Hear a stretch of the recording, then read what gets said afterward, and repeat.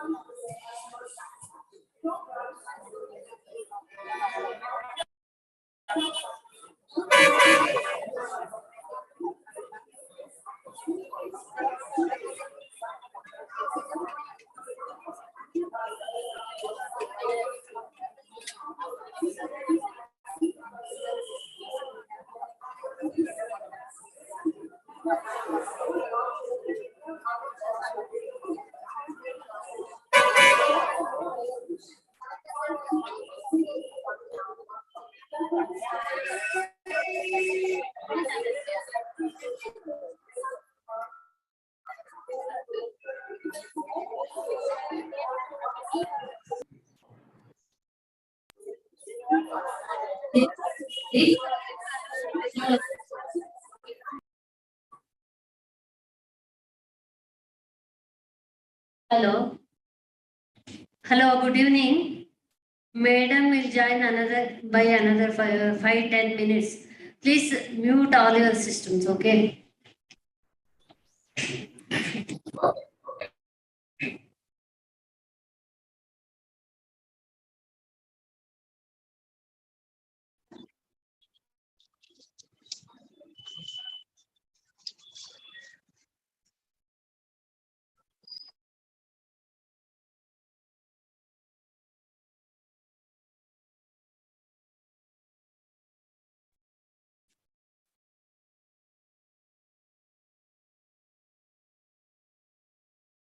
Governing Council. Chirag still wondering. Chirag still wondering why. Only 2 people are there. 6 students are not.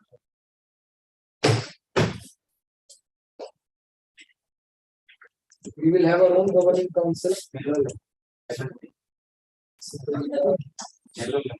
Pro chairman, everybody will be there. No, we'll modify accordingly. Nice. The highest one, KB. It's very good.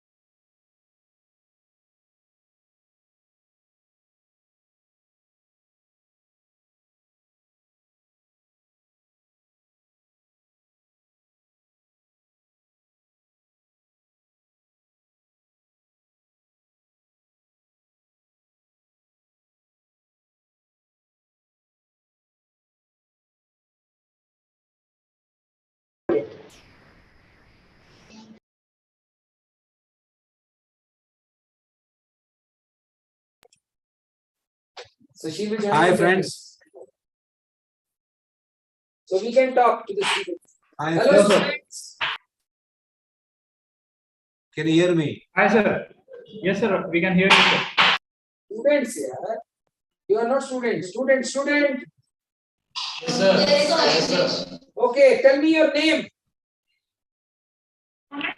Yes, sir. Introduce yourself. Chirag.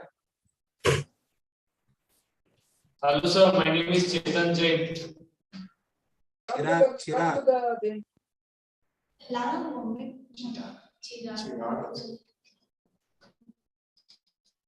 Chirag. Please introduce yourself.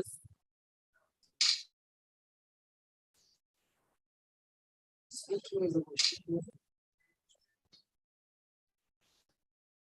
Chirag Kotek. Please, all the students, introduce yourself, please. Good evening, sir. Yeah. Good evening. This is Hetal Jain this side. I am from Vijaypura, from Turning Point Computers. Okay. Okay.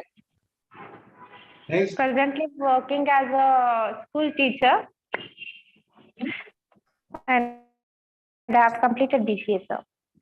Okay. Yes, sir. Next. This is Turning Point Vijay. Yes, sir. Next participant. Next, please. Chirag.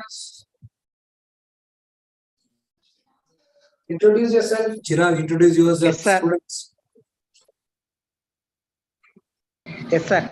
Good afternoon, sir. Good afternoon, sir. My name is Apurva. Good afternoon, sir.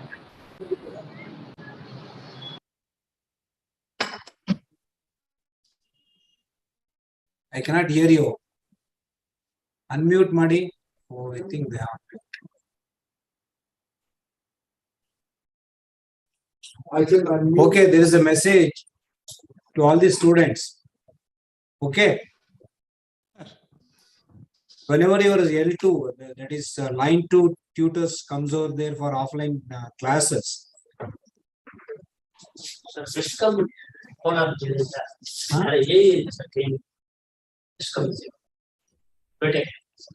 Hello. Sir, your voice is breaking, sir. Yeah, there is an assignment. Okay. Small assignment Yes. for all the students in the first class in offline classes, or maybe in a due courses of offline classes. You have to portray, you have to introduce yourself as a project. Okay. Sure, sir. Huh? You have to introduce or you have to portray yourself as a project. Got it? Okay, sir. Done. Thank you.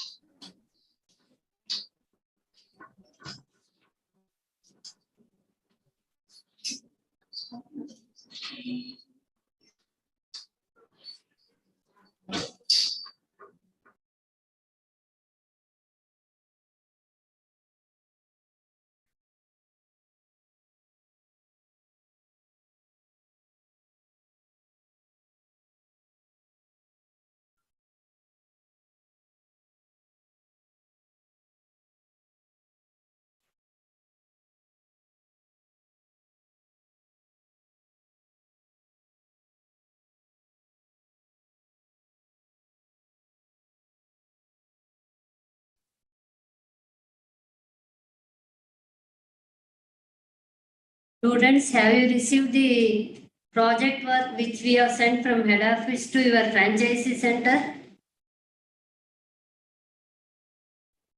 Yes, ma'am. How many of you have started the project? Gone through the project and anybody has started?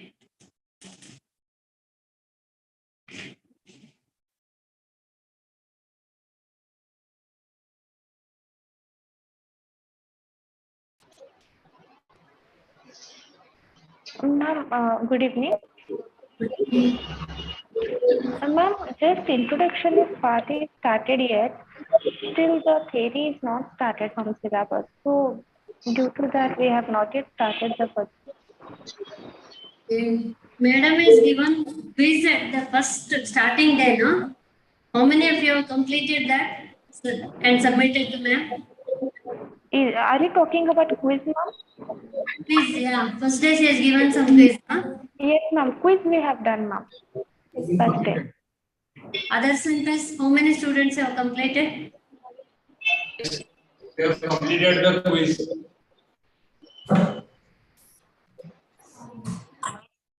For our center 9 of December.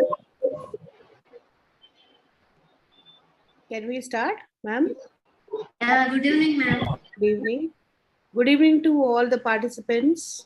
Uh, good evening. So today we actually are going to start, I think one of the participants asked me to talk about AWS because I was talking a lot about AI and all those examples. So I thought today I will take you through AWS, and also let me see if I have reached home today early. So let me see if my daughter is free. She's working in Accenture, and if she is a AWS expert, if she can give you some example, if that interaction is possible, I will see if her work allow her to do that. I've spoken to her yesterday and she said, let me see if I'm free or not. So let's start now. So today we will be, just give me a few seconds. I'm just trying to open the, give me a few seconds, please.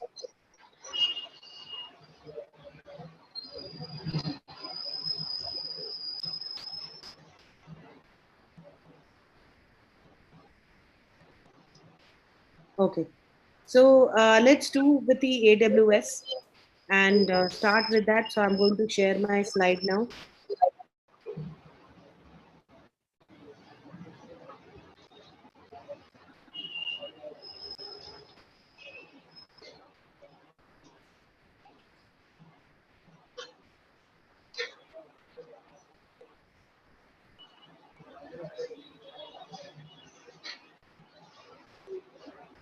Can you all see the slide? Okay. Yes, ma'am. Yes, ma'am. Okay, fine. So now what we can do is we can basically first a little bit try to understand what is cloud computing, and then we'll move to AWS. Can anybody actually give me in a very common man layman language that what is the technology of cloud computing?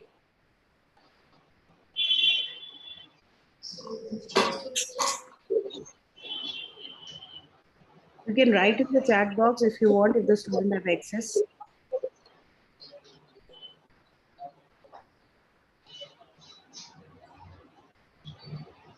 Nobody have access to chat box. Okay. Storing the data securely, server storage. Okay.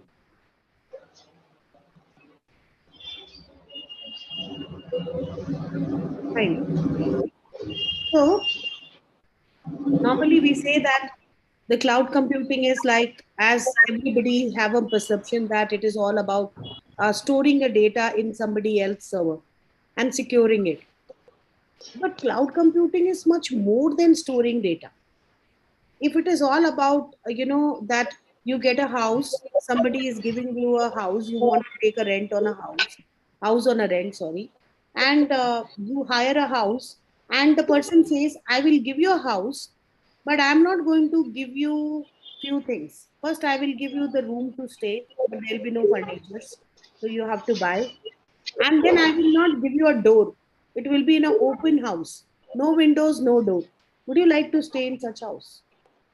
You can stay there, you can keep your stuff there, but there is no window, there is no door.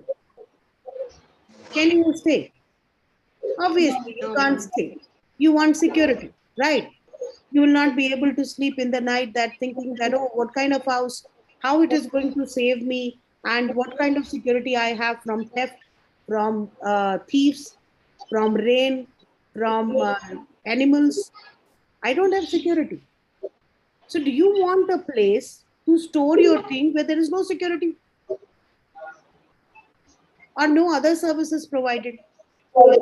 So cloud computing is not all about just storing your data in some server from your computer and keeping it centralized. The main idea behind the cloud computing is that you store your data in one central location and everybody access, all the company people access it. But as I said, that securing or storing your data without any securing or without any security, without so much of risk of getting the data stolen or hacked by somebody, do you like that service? Do you don't want? So you would rather pay some more money and say that, give me security. Now I say that, you say that, okay, so ma'am, providing storage with security is cloud computing? No, that is also not cloud computing. So cloud computing actually allow you to access IT resources, not necessarily the storage resources. It can be storage, which you can rent it on somebody's cloud server.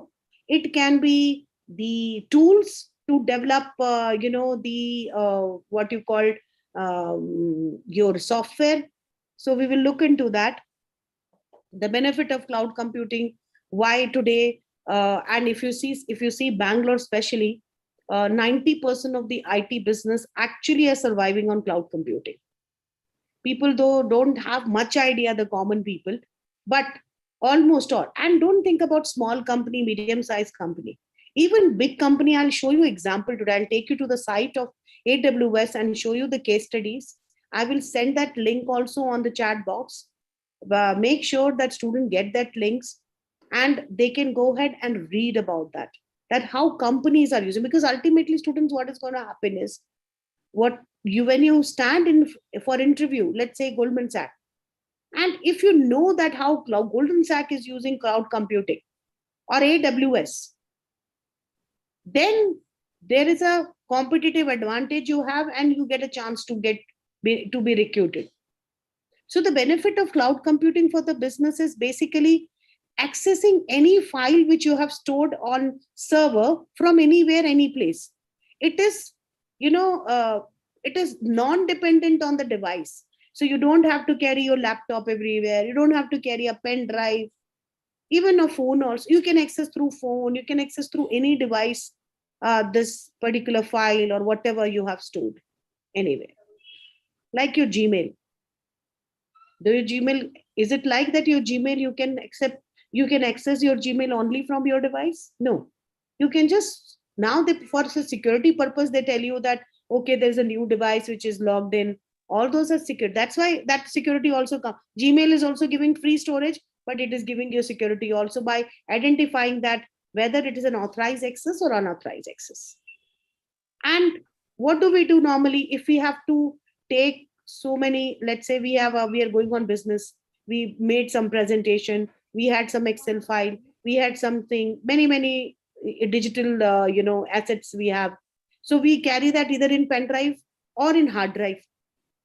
Now when you carry this thing in the hard drive, you carry, and suppose if it is lost, or suppose it is corrupted, it is not working, then what do?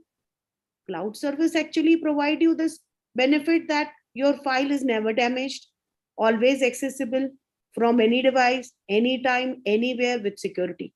This is one.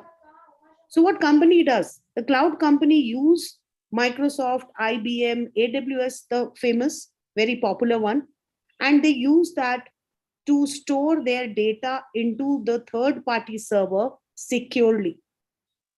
And especially the backup. I'll tell you, students, listen to me very carefully. Very interesting story. When 9/11 attack happened in US, I don't know if you can recollect that 9/11, when Twin Towers in the US, where actually a plane went into that, the terrorist attack, Osama bin Laden was involved in that. So the Twin Tower was there. That was a trade center, World Trade Center of the US, and n number of officers were there. That was a time when this plane bombarded, or they dashed into the building, and the entire building collapsed. So many people, including the people in the plane, died. That was a very worst terrorist attack. Now that is one part. There are two aspects here. One aspect is that the companies who had servers in that building, they lost all their data. Data lost means lost everything. Imagine a bank losing all the data, and then suddenly they don't know who is their customer and how much money you have in your customer, because it is the information which you are storing in the bank. You're not going and there is a locker and you are keeping up physical money and then you are taking out from the locker. So everything is based on information movement and transfer and storage. So what if the bank loses all its information? Same thing happened. One of the biggest telecom company in the world, which is AT&T company, they had their server and backup server also in the same building. Everything got destroyed till the end, to an extent that you can't retrieve you can see a lot of videos that's available on YouTube on this. Everything got destroyed. Now, what is a lesson learned? The first lesson company learned that they will not keep their backup data. They will have one backup data copy in the third party server. That is one lesson. And from there, the cloud computing concept, people started, it started evolving. And the second thing was, this is off the topic, just interesting fact for you. One day before the attack, there was a millions and millions of dollars of transaction which was transferred to some account from that World Trade Center. That means there were some employees or some people who were employed there who knew about this plan or who helped these people to execute this plan, and they knew that once this attack has happened, Everything will be lost, data will be lost, information will be lost. Nobody can track them. So it is better to do some financial gain. These are the high risk which happens if you keep your data, especially the confidential data, into somebody's server. One more example I will give you. Sony company in 2013. Before that also it happened, but 2013 was a very big and very big scene which happened. One day when the employee came to their US office, the Sony Entertainment Division in US, they saw on their desktop a warning written. And the warning was saying that we have hacked your information and your information is with us. In order to check what data we have hacked, click on this link. Then some employee thought this is a kind of joke or prank somebody is doing. They clicked on this and they were directed to a particular storage, in some remote server, and they saw all the employee details, their security number, their salary, unreleased movies, Hollywood movies and all. And then they said, we will come back to you. And these people were not able to access the information stored in their local hard disk. They were not able to work because that was not there. And that's a new kind of a threat, which I'm going to talk in the next session about cybersecurity. And that threat is called the ransomware.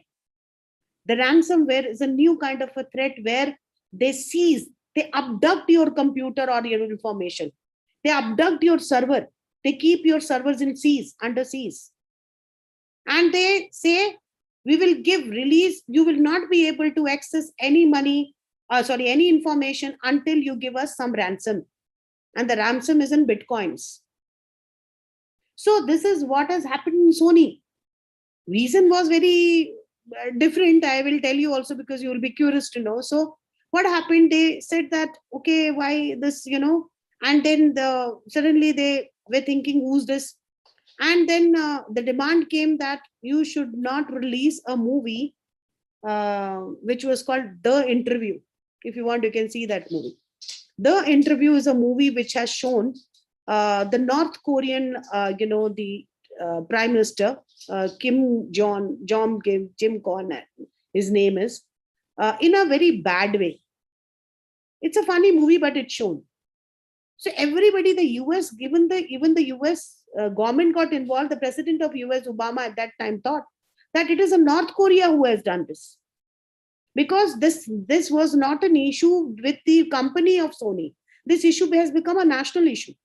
So they said, don't release this movie. If you release this movie in the theater, we are going to leak this information and leak all your data into the public domain. Then these people, they said, okay, this is North Korea who might have done. The North Korea gave a statement, we are not behind this, but we are happy this happened. Then who is the person? You can't find out. So these people then, and anyway, the movie got released because the US government said, if we bend on this particular thread, then everybody is going to start doing that. But Sony as a company lost huge revenue because their unreleased movies on the servers were released. And also their employee salary and all information were released. Reason being, the company has kept the data into their server, but not applied any security to that. They didn't segregate the data. They didn't encrypt the data, thinking that, okay, fine, it's not required. Only financial data should be encrypted. So this is one. Security is a very major thing which they provide. Second is collaborate and sync your work with the other. Today we are living in a virtual world, students, where everybody is required to come together in a virtual space and work. Like in an IT company, the people are sitting at home, but they are meeting in a virtual space and sharing the work which they are doing. Like you people will be developing the code.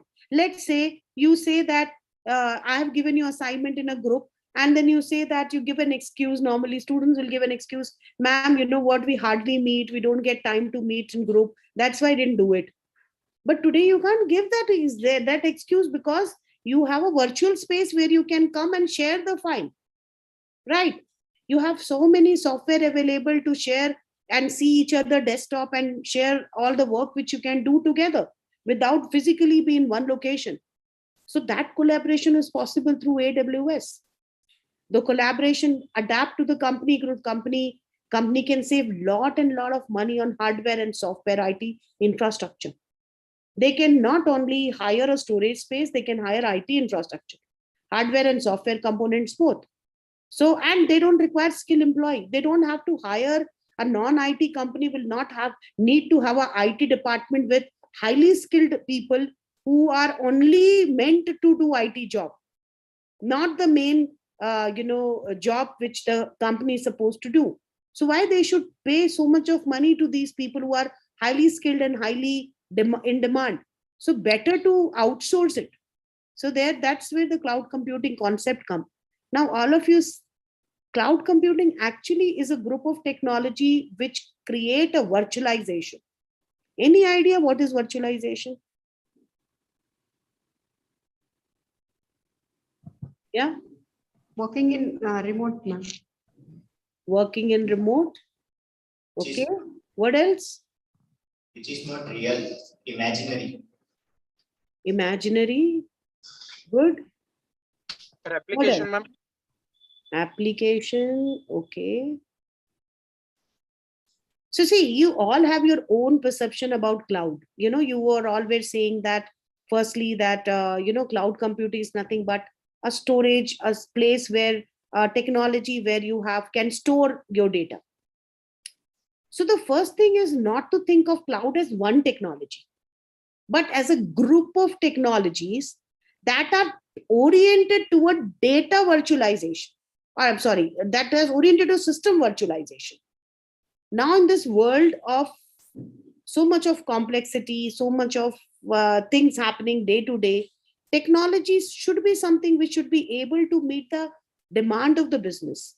At the same time, it should not be available at a very high cost. So what I'm trying to say that the hardware pieces, if it can be virtually divided, it can be divided into several subcategory and then made it available to the people on virtual space. So what I mean to say is like this. You have one system, a server, let's say. Server is just like a normal computer, all of you know, but it may have a different and little high configuration than the normal PC. So is a server, suppose you have, before virtualization, only one person or one single user are using at a time that machine. And there are so much of the capability of that server, especially the processing unit, the storage unit, all these two things, the processing capability and the storage capability of that particular server is too high. It is meant for multi-user, but at one time one person can only sit and do the work, and the person has to be in front of the computer to do that work. He need to be physically present and access those devices. Now after virtualization, so that means the capacity of the computer or the server is not fully utilized. So the virtualization, what it does, it divides the same physical computer into physical storage and processing unit. So you have parallel processors, you have RAID storage, the redundant array of inexpensive disk, what we say in server. I'm not going to elaborate more because you have your teachers to tell you all these things. All these are, so in a common man language, you say that you have a huge storage space. Let's say you have a house of 15 rooms and only 2 people are staying. And you have all facilities available in all the rooms. You don't require, but you require money. What will you go? You will go to Airbnb. You will list your property and say, I am ready to give 4 rooms on rent. And these 4 rooms, I will provide security, I will provide water, I will provide electricity, I will provide the space. So one particular house is divided and used by, not by one family, 4 families now. Shared by 4. This is called virtualization. Now in the online computer, how can you divide? Can you cut the machine and put it and give it to somebody? You have to, or do you think that a person need to come in front of the computer and do that? Virtualization, we use something called hypervisor, a kind of a technology to convert one computer into several computers, and each of these virtual machines physically will be present in one location, but virtually available to all the people in any place, in any part of the world. So let's say this is a AWS server, one server. And let's say QNX has used, QNX is renting a space in this. So what they will do is they will dedicate this server, one virtual machine, one virtual server they will create from this and dedicate this for QNX. And QNX, all the employees will use this server to store their data, to develop apps, to use the tools, whatever they wish to do it in whatever way, whatever they have, subscribed for. Then there is one more company who is also using this. There are 5 companies who will use the same server, who have this capability, and all these 5 companies, they will not have the physical computer in front.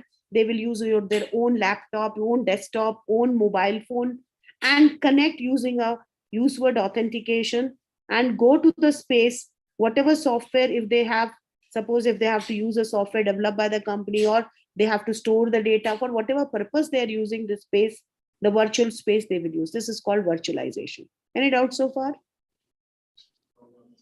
No, ma'am. So that means what? You can virtualize a single machine into various servers, and each piece of the hardware I mean the storage and the processing unit, can be divided, not the input devices, only the storage and processing devices can be virtualized into several machines. And it can be, so this hardware the software not necessarily need to be in the same location. They can be divided into virtual machines, and after virtualization you get a piece of the storage and a processing device from your place to access without looking at the device personally or physically. So that's where, now this was a hardware part. What about the software? The company has given you the storage, and company has given you a virtual space storage to store your data file, and company has given you processing unit also, so that you can process.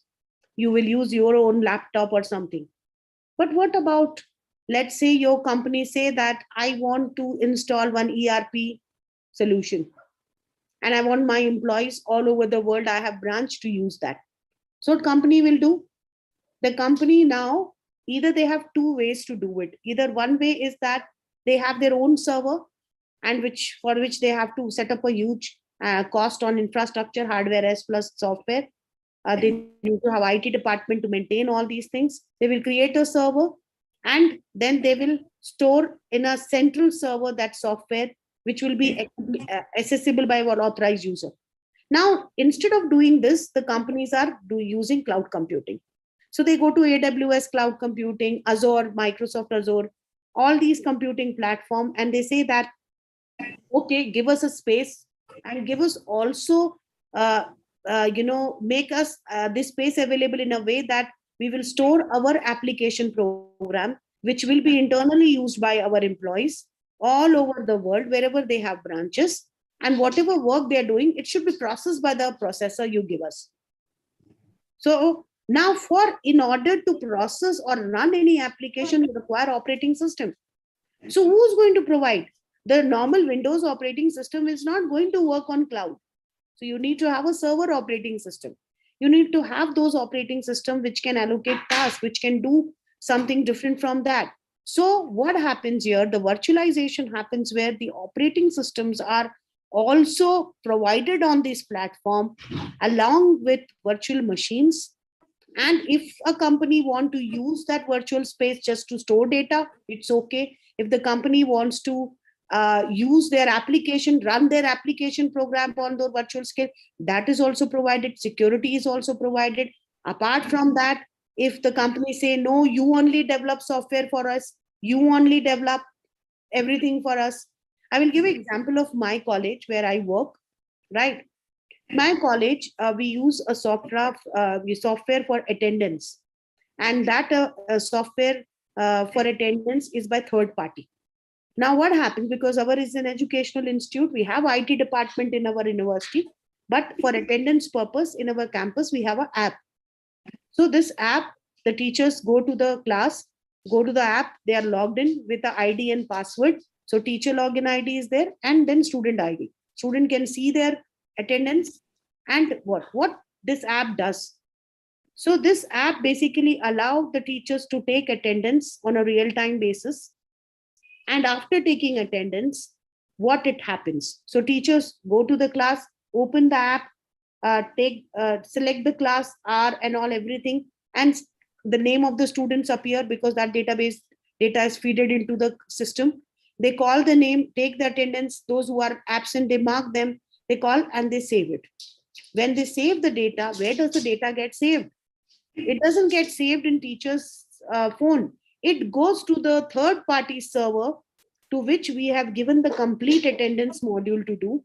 And in the cloud, because it's a cloud computing, so in their cloud server, they have dedicated a space for our college students' data to appear. Now, we don't only want our student data to get stored. We want more, we want security also, so that nobody can hack and modify the data there. We also want certain application to be done. So data doesn't go and sit there as it is. So data is just not sitting. It becomes information where they have only developed a software, and that particular software, what they have developed, which is on the server, they have not installed in our computer. This is on their server. And when the attendance is processed, or sorry, when the attendance is stored, after that it gets processed by that application program. And processing happens where what happens, that data gets segregated and the data goes class wise, subject wise to the student account. And also at the end of the week, the report goes to the HODs to say that these many students were absent in these many subjects. This is the percentage of attendance. And automatically every day we have a system that any class, any students is absent, automatically the SMS goes to the parent saying that, for example, saying that Vaishali is absent in today's 8:40 class for physics or for chemistry or for whatever classes it was happening. So the parents know that you have gone to college, but you're not attending the class. Now, all these are managed by our third party vendor, and we pay 230 rupees per annum per students. We have a lot of students, so it is a lot of money for them. So what they're doing, they're storing our data, they are processing our data. They have developed the application to process our data. They are producing report to us. They're making those data available in different format to teachers, HODs, and to the students.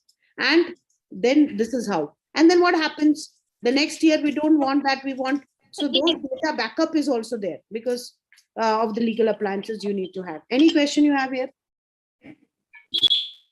Madam, we want to say Kionix has mainframe where virtualization is there, both hardware and software. We have a different operating system for the same, and we have hosted this Kionix X and other so many applications, ERP, everything on that only. Okay. It's mainly on hardware virtualization as well as software virtualization. Very nice. Very nice. Now, in our day-to-day scenario, do we see cloud computing application? Yes, Google. Your Gmail is a example of this. Then Office 365. If you download Office 365, you'll be able to use all the tools of PowerPoint, Excel, and all whatever in your thing.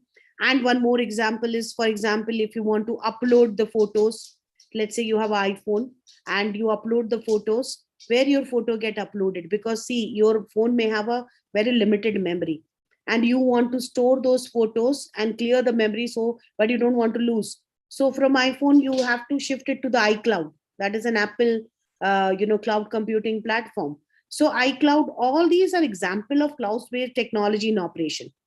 The problem is the cloud is being used in such a vague term. Everybody think that the cloud is only used for storing data.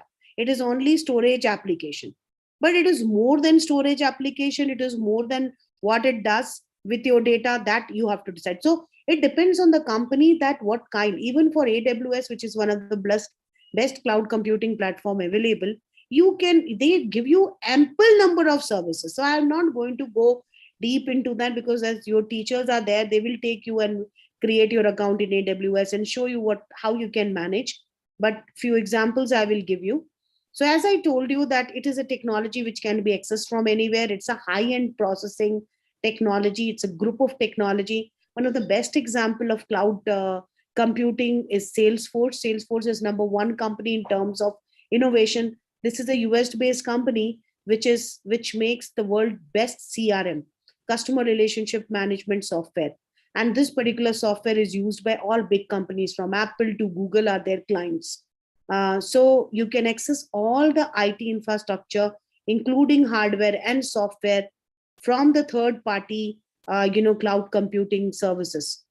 So cloud computing in our day-to-day life, we all know that OTT platforms, Netflix, Hotstar, whatever you say, these are all on one example, Google Mails, your YouTube, all those things, your access, your Google Drive, Dropbox, all these things are there. These are the service model. Ma'am, have you people taught them what is SaaS, PaaS, and IS? They know. Yes, ma'am. Yes, ma'am. So We have taught them. Right. Yes. Yeah. So, yeah. So this, what I want to tell you, student, that PaaS, platform as service, is important for you people, because the platform as services will provide you the tools to develop the application or apps. For example, Lambda. Maybe if I in other session, because still you people have just started, so maybe after 1 month and all, I may discuss about Lambda and EC2 cloud. Have they learned about EC2 cloud and Lambda? No, ma'am, not it. Okay, so I'm not going to much talk about it, because if you don't know the concept, there's no point in giving example of that. So I'm giving common example this month, and then maybe next month I will coordinate with your trainer and find out if you have done the Lambda and all these are certain things which your teachers will teach. Once you understand that, then we can go ahead and do. But students, keep in mind that SaaS, PaaS, and IS is one of the major cloud computing servicing model. And then you have public cloud, you have private cloud and hybrid cloud. Private cloud is a private space which is accessible only by one company. Public is like your Gmail, your all these YouTube and all, or OTT platform. PaaS is important for you because PaaS is where even the companies, like my daughter is working in Accenture, they have not given her Lambda or any application development tools to install her in her. She has 3 laptops given by the company, but on all these 3 laptops, they have not installed any application. So she has a AWS cloud computing account, the corporate account, through which what she does is she uses these tools like Lambda, EC2, all these, she uses it, and then she developed the application on the basis. So what I mean to tell you is that you don't have to worry that I have to buy this software, I have to buy and install this in my computer, I have to open a premium account. No, you don't have to do all these things. You just have to open an account. Now free tier account is there in AWS. You can start with that. Ma'am, have they created a AWS account, all the students? No. So can you just, my suggestion, because see, the thing is, let the student explore themselves also. But from what you're teaching, let them all, today, the job for all of you students is, it is not that all or whatever your instructor is telling you have to follow this. Today, all of you will take time. By the next time, I want all the students to go ahead and open AWS free tier accounts and study that. What are the options available to you? You will be amazed at how much you can even develop a website. We can take over in the next classes, and you can host your your by domain name or host it on the AWS cloud. And it is so Elastic Cloud is so flexible that how much you are using, that much you have to pay. You are using let's say huge amount of space or a lot of application in one particular month, but next month you're not using. That means whatever you have used, they charge you on that. So PaaS is very, very important for you students, especially the Lambda, because today all the organization, let me see if my daughter is free, I can ask her to speak to you and tell you that how you can develop yourself as a software developer. She's a senior developer in Accenture. So she can tell you this. She's not free now. When she comes, I'll ask her to talk to you. So PaaS is basically for you people, the software developer. All the companies, IT companies, give an account to their software developer in AWS on PaaS. These are premium accounts. You have a free trial account also. This is a premium account which you can use basically to get any tools to develop any apps or anything like that. They have a lot of videos also. You can learn from there. Let's now take one case study. Any questions so far?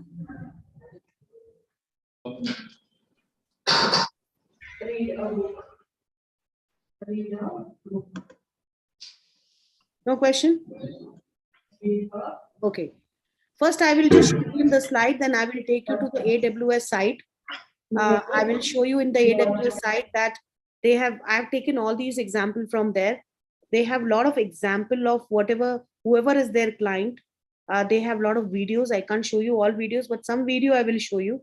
But I will give the link to in the chat box, and I want all the students to go through this link. I'm not saying in one day you finish, but at least go through this links every week, at least 1 hour you use to study these kinds of case studies, that how companies are using and taking advantage of cloud computing, what system they are developing using the cloud computing. So you will have knowledge which will help add a lot of value and give you a lot of opportunity when you go for an interview for a job. So cloud computing in healthcare. So hospitals are using cloud computing not only to create a electronic health record, but also they are using this to they are also using AI and ML nowadays to predict that what kind of diagnose the disease and understand what the treatment is correct or not. So this is one example which I've already given to you. Telemedicine, last time if you remember I told you. I have shown you also some video on that, so I'm going to omit that. Now today I'm going to take a very interesting case on McDonald's. Okay. When you're building applications. 1 minute. So before we go to McDonald's, let me show you something. When you're building applications, you want them to deliver a great experience for your users. Maybe you want your application to generate in-app purchase options during a gaming session, rapidly validate street address updates, or make image thumbnails available instantly after a user uploads photos. To make this magic happen, your application needs backend. So here I would like to stop the video and tell you. Those who have iPhone will know that then iPhone, you have a feature when you take a picture, it catches the image. Along with that, it also catches certain information about that image. I think even I don't know about Android phones, but it will have your the place where you have taken. It will also have the year and date associated with that. And also, 1 minute, a minute.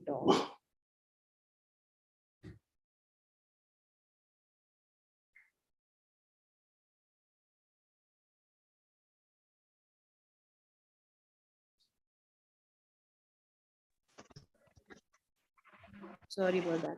So what happens that when you have these, so I forgot what I was telling you. What I was telling? Date, ma'am.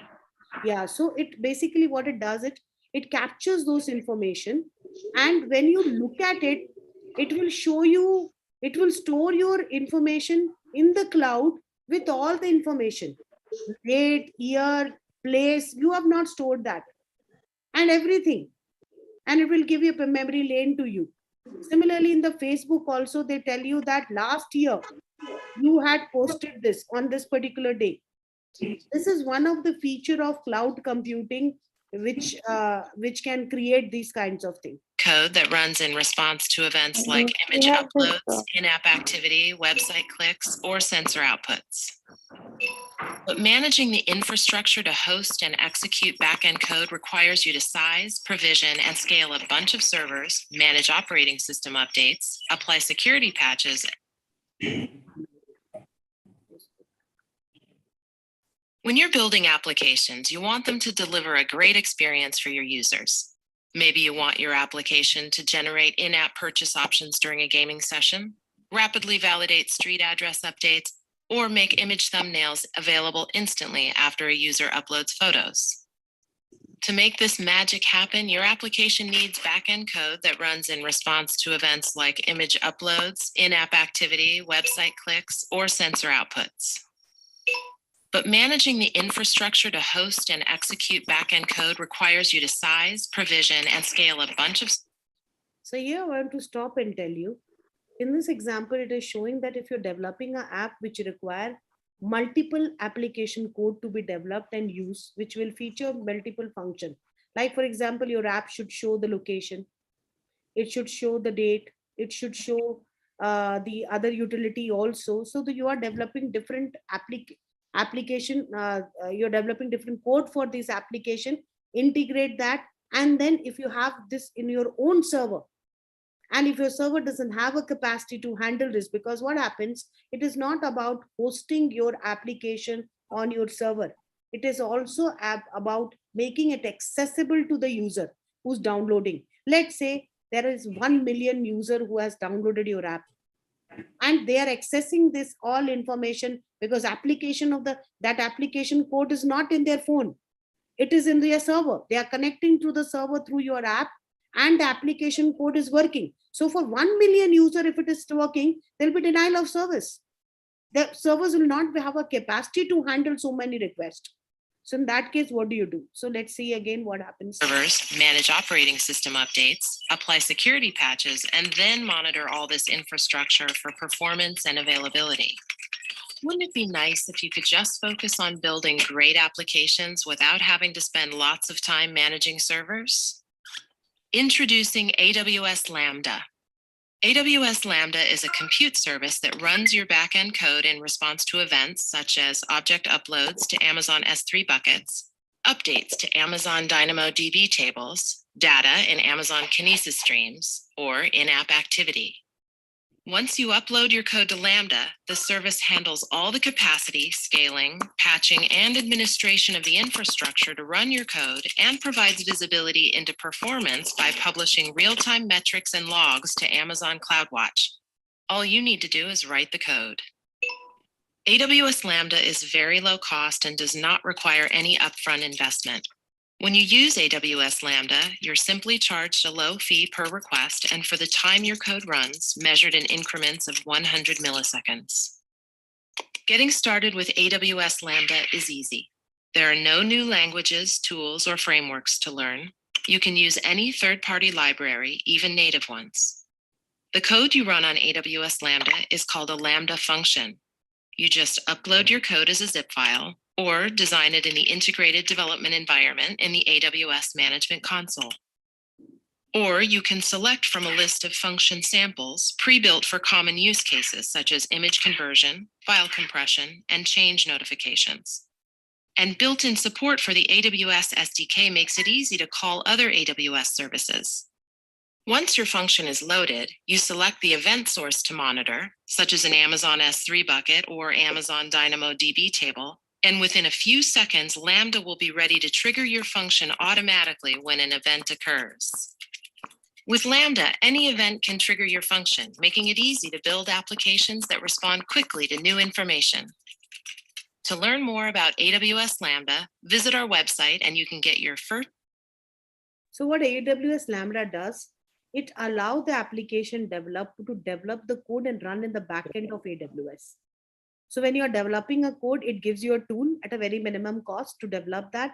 And also it store that application code and run that in the backend by integrating your app with that. So not necessary that your application need to be stored in their AWS thing.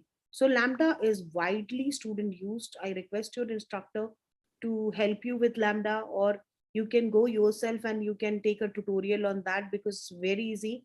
It's not something very difficult. If you have a knowledge of software coding, you can easily learn. And let me tell you, students, if you know Lambda, there are two things in AWS, Lambda and EC2. If you know these two, I guarantee you will get a job, at least in the e-commerce company or IT company, because widely used tool for developing any backend code is Lambda. Okay, so please go ahead and learn that. Let's take example of certain companies, how they have used AWS. So we are talking about McDonald's. McDonald's is an American fast food company. It was founded in 1940. It is operated by Richard and Maurice McDonald. That's the name, came from his surname. And it started in San Bernardino in California, United States. And so they are known for their burgers, and they have a model of business where the franchisee model of business which they use. So even in India they have franchisee, but the recipe is a secret recipe of McDonald's. They decide the menu and recipe. So this is about McDonald company, little bit background. So this is what I told you. So around the world, they have more than 36, thousand restaurants. They have 1.9 million people working for them as a franchisee or as a employee. They are operating in 120 countries, and they have more than 64 million customers across the world, which they serve every day. 64 million customer every day.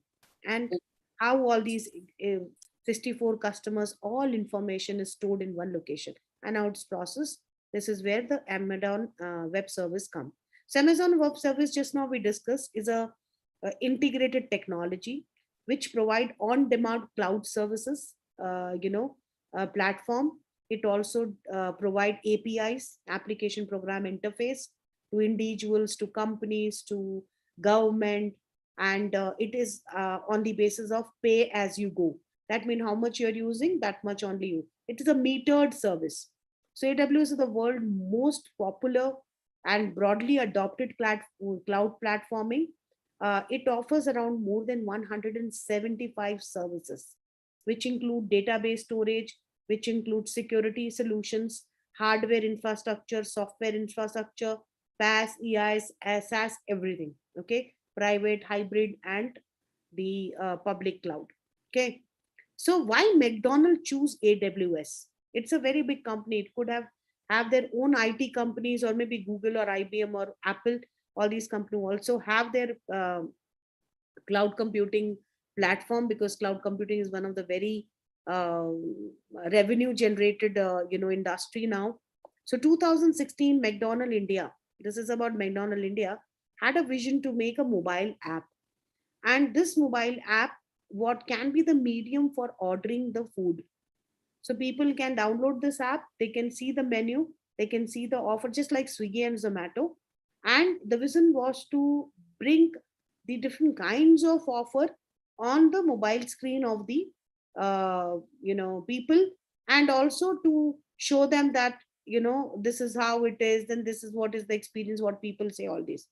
So 2016 McDonald Corporation CTO Tom Gargett, he joined Andy Jassy on a stage and talked about this company coming up with a personalized convenient experience on the app. The app will not only tell the customer that what is the menu available and what is a discount offer, but also it will personalize the data of a particular person who goes to McDonald's, understand what he like, what combo he like, and give recommendation. So it is a personalized app with a personalized experience it's going to create.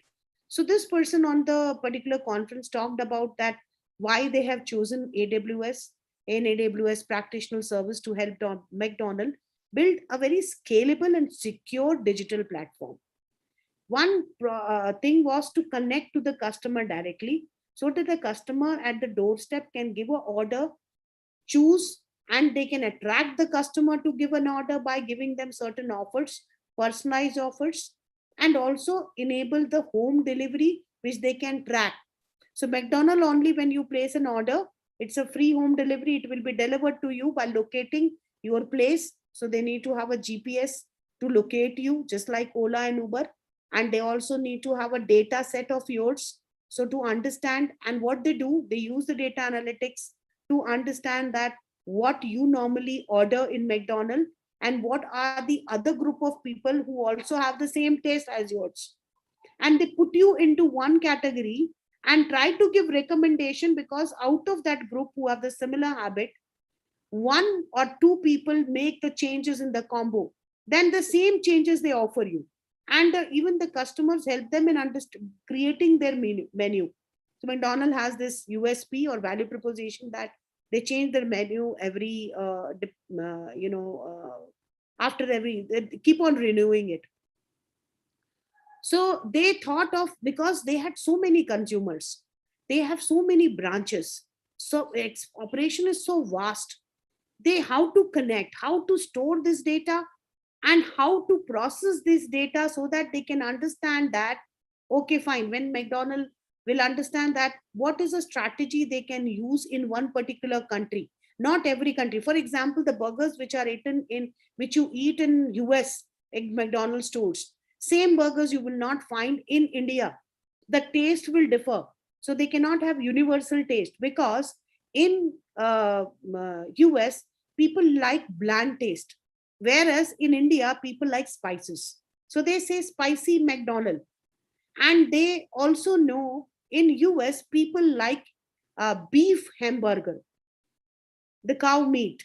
So in India, they when they started, everybody started pelting stone on McDonald's stores and closed. In Delhi, it happened.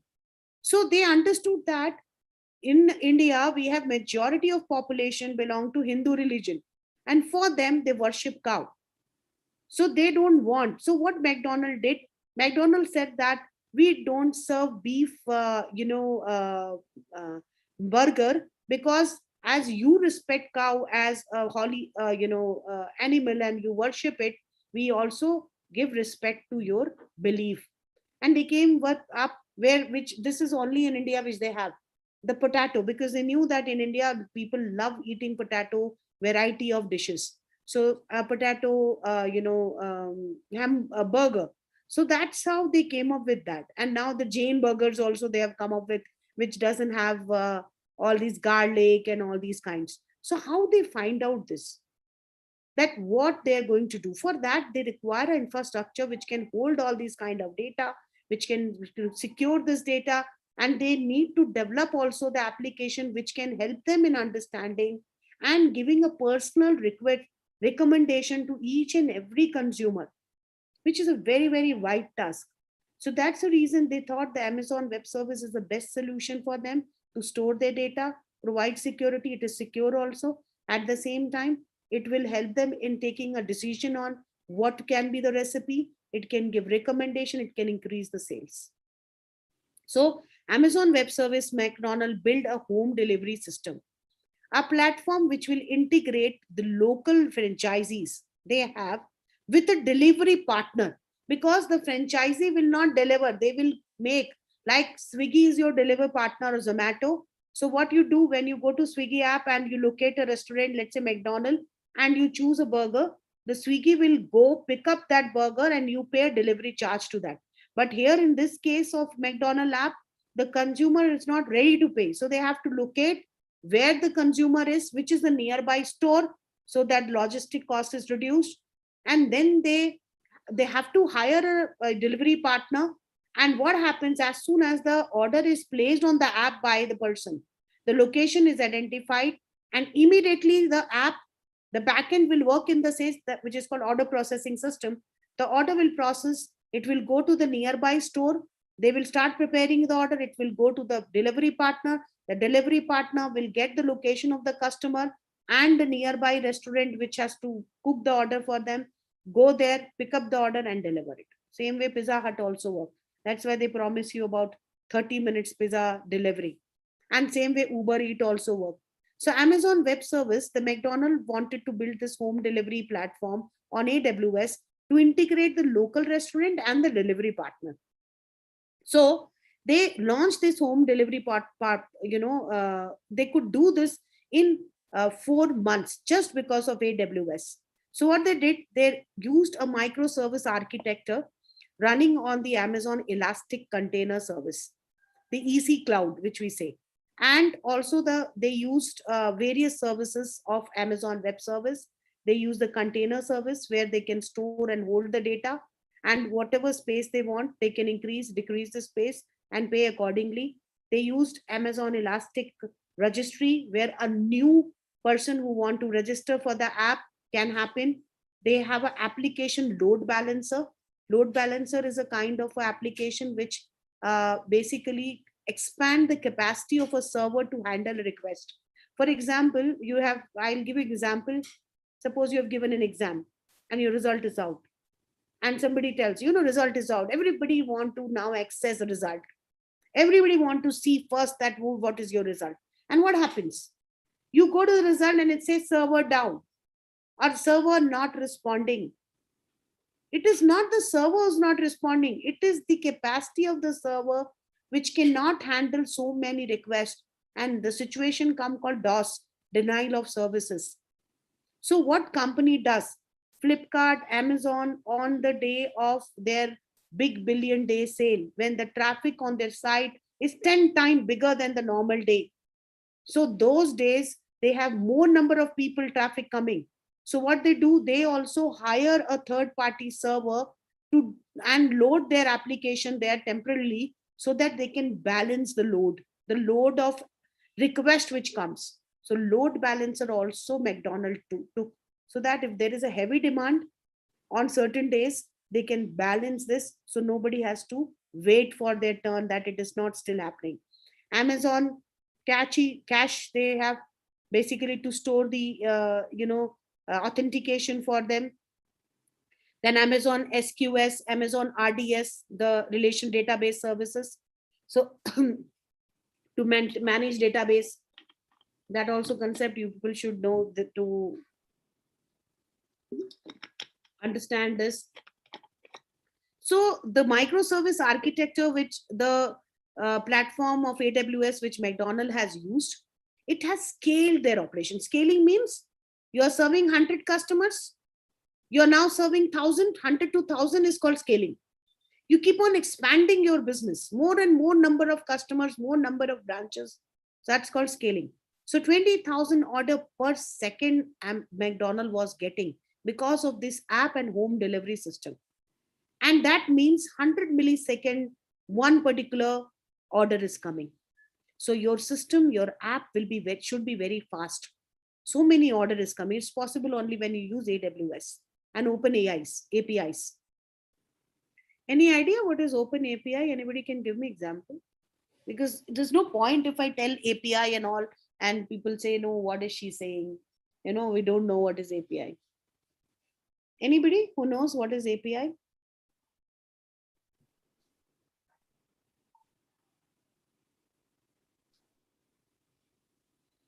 API is application program interface. I'll give you example. For example, when you are using Ola to book a cab or maybe Swiggy, so what happens? Ola will connect a driver to you, will locate the nearby. First, they will locate your position. For that, they have to have an interface with Google Maps, right? They need to interface with Google Maps. Some app will say you can log in with Facebook and Gmail and all. That means they need to have interface with, and that's Facebook and all the social sites have open APIs. That means any app can access certain limited information or data from that particular, whatever is allowed through open API. Normally government companies will have closed API where one particular app cannot. So it means that one app can interface with the other app. That's called API, and it is possible only in cloud. So what happens, this particular, any doubt you can ask me, otherwise I'll continue. So this particular API allow McDonald's to integrate with multiple delivery partners, right? And that partners so whatever order is happening, the delivery partner can integrate with them with the help of API, their apps. McDonald's has scaled its digital capability. They have increased even kiosk. In US, you have kiosk. You don't have everywhere you don't have a McDonald's restaurant. In a kiosk, you just insert a money or you show, pay through your digital wallet and you can get the burger or whatever you want. You can just, they're like in the airports, you can take your boarding pass similarly. So digital menu board is there on that kiosk, mobile order, pay, all this they did. And by 2019, McDonald's could actually build a very state-of-art technology and a capability which can scale their operation to any number of users or any number of operations. So this was possible only through AWS, because if Amazon has to do, they could do. They have to keep on buying new servers. They have to keep on developing new applications. They have to keep on integrating new codes, which was not possible for them to do. So it is the way they used AWS, which has developed and helped them in doing that. So this is how they develop those kinds of applications which interfaced with each other and ultimately integrated in one place, stored their data, application program started interfacing with each other, and in a way, everything is done. Next example is Canva. Anybody know what is Canva? Yes, ma'am. Yeah, so you know what is Canva, right? So, yes. So Canva was launched in 2013. It's a visual communication platform which basically allow you various designer tool. You can design a PPT, you can design anything. Actually, it is also an example of cloud computing.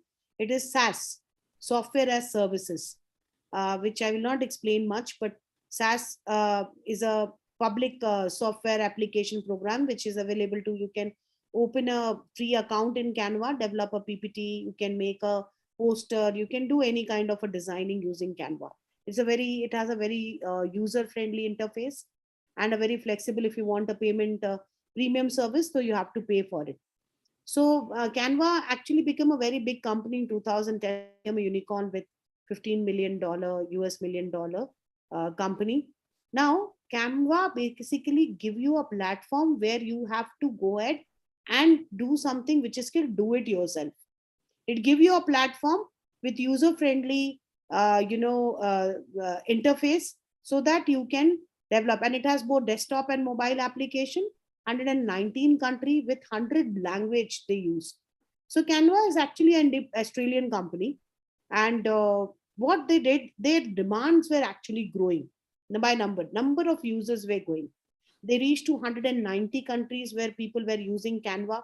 It became a very big. They have around 55 million monthly active users who were using these services.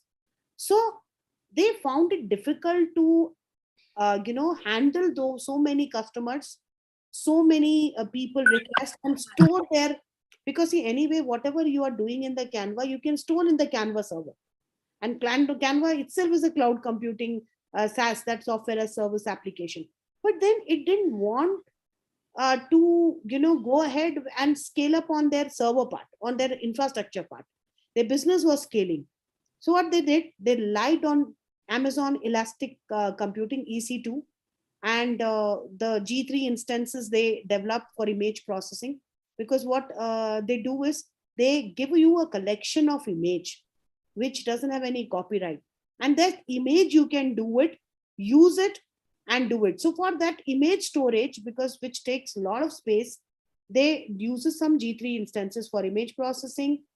They optimize these graphic intensive application. They have also used the AWS GPU, graphic processing unit, the basically to provide a very aesthetic look or very fine resolution to this what you call image. If you expand it or you compress it, it should not pixelate. So those kinds of things they did. They also so they wanted to do all these, and they also wanted people to use a search bar to filter the images to run on this. So Amazon simple storage service also they started using to store the users, all these million users design, free users or premium user design. So that they started using it, which stored a huge amount of data in this S3, which we say. S3 is called the Amazon Simple Storage Service. S3, single, one S for simple, second S for storage and services. So that's called an Amazon S3 service. You can pay for it and you can buy the space to store your data. So that actually serve as that data storage unit. The engineers also started developing machine learning. They started developing various applications apart from having a central data, because see, they had a central data stored in AWS S3, AWS3, Amazon S3 in AWS. So they wanted data also. So for that, what they did, they used the PaaS platform, their engineers, and used the data stored there itself and developed the code. Okay. So Amazon is a very incredible service which they provide.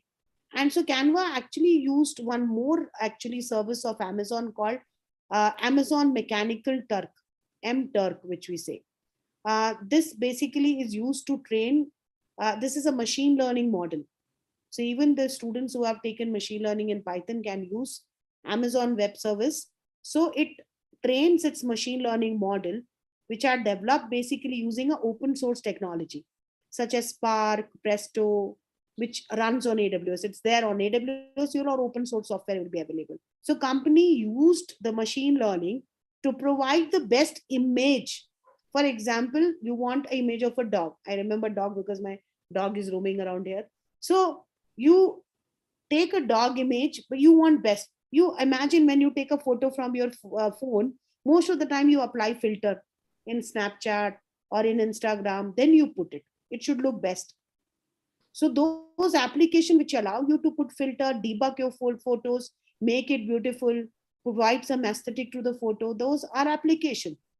It should be available to the user. So similarly, this company also used this particular service or even the machine learning to provide the best image of whatever the image library they have.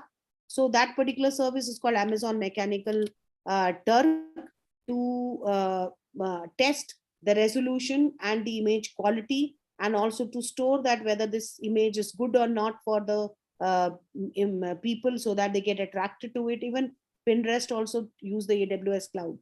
So the greatest benefit of using the AWS clouds for Canva was storing their data center for the entire world data in one location, because Amazon web servers are all distributed, and Canva run all their operation, all their applications on the AWS, not only for US, but also for China and for other. They have one more, operation in China. नमाज पढ़ी है sir के ये भी तेरा ये चल रहा है क्या क्या ये की बोलते कनवा क्लाउड हुआ में था मेरा अच्छा दिख रहा है लेकिन भी चेहरा गोल डिजिटल मार्केटिंग है ये क्लाउड का है चाहिए चला हमारे देख ये चले थे हमारे को देख इसके भी सर्टिफिकेट आने थे बोले थे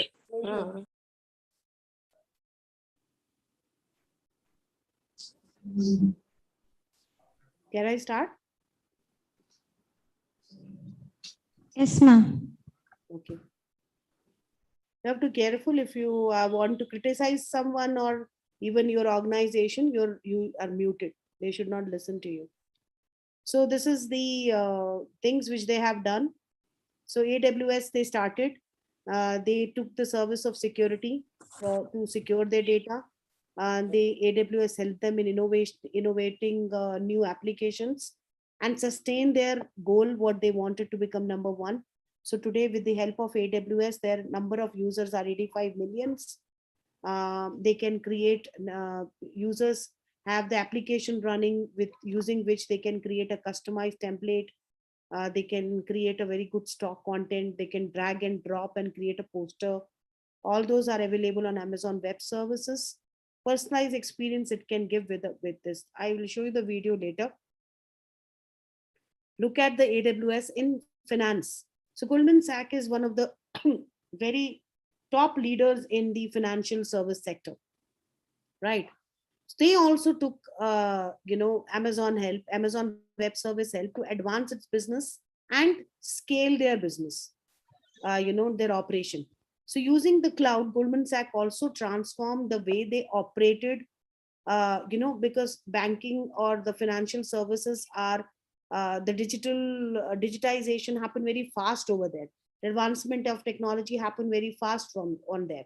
So they actually did the entire transformation of enterprises using the cloud migrate. They migrated their backends, database into the AWS, where AWS were providing a better security because it's in a financial sector.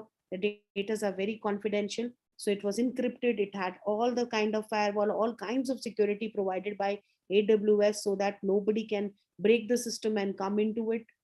They were able to migrate the data from their server to AWS, from AWS to their server, or wherever they needed. That was possible through AWS. They were able to analyze this data by building up an application used for analyzing this data on AWS. So in this way, they innovated. So AWS helped the Goldman Sachs to transform and create a digital supply chain, which can connect their different offices and customer in one single network. And that's how they could do this. And I will show you a video on this. Their operation, which were manual, could be automated now, like especially the collection, the fund, investment option, like investment banking. They need to know that which stock is doing well, what kind of portfolio a particular person should have, so that it can minimize the risk and maximize the gain. So all these could be done with the help of automating the stock at portfolio management through this. Then it can also help them in security managing, delivering, collecting millions of files every day. The files from employees, the files from government agency, the files from various regulatory agency, the file from vendors, all these file management system, the data management system, or the document management system, I'm sorry, where they were able to manage that and able to process that within a second of time because of availability of all these on AWS. So AWS helped them to manage the file transfer, right, which I was telling you. It also gave them a digital forensic to detect the fraud using AI. They can detect if there is a fraudulent activities, financial activities, they get an alert to that. And apart from that, as I said, from various branches or from various vendors and regulatory agencies, they can transfer the files, whatever is readed. So that's how they could use this. And because of that, they can take care of a lot of things. In healthcare and life science, if you remember, last class I talked about Moderna company. This Moderna is the company which came out with the first vaccine for COVID-19. They also use AWS, where they run their application program, their coding they have developed in Lambda, and they run that. I told you about messenger RNA, ribosomes in our body, and which produced a special kind of a protein. So this particular pharmaceutical company also used mRNA vaccines, Amazon Web Service, sorry, for storing their data, for developing their application programs, because this is a startup company. And the company used the Lambda and the various PaaS platform as service platform of Amazon to develop various code, run those code in this AWS cloud platform, and then particularly collaborate with biologists, radiologists, and the pharmaceutical company on the same platform. Collaboration is one of the major benefit of cloud platform on the COVID-19. Even Zoom and all these are example of cloud computing. So this is how they could do it. Airbnb also used, I will show you a video of that. Airbnb has more than 7 million accommodation. So you can also put your property on rent. All these were done. Don't write, I will give you the link of this. Okay. So what I'm going to do is I'm going to give you a link of this. But before that, I will take you to the site where you can find a lot of example. The first example I will show you is AWS only.